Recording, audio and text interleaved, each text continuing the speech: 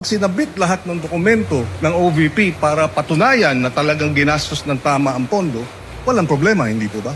Yes po, Your Honor.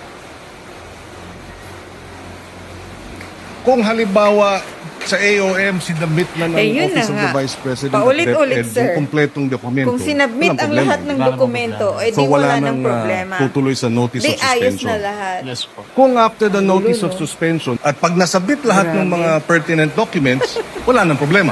No? Yes po, Your Honor. So in other words, ang usapin lang talaga rito isabit yung mga tamang dokumento. Mga dokumento. Pero napatunayan pala yung pera na nandun kay, sabi dun, ginastos sa gamot at pagkain. So, kayo na humusga, guys. Mama Mary on board. Bye-bye. Maulan, guys.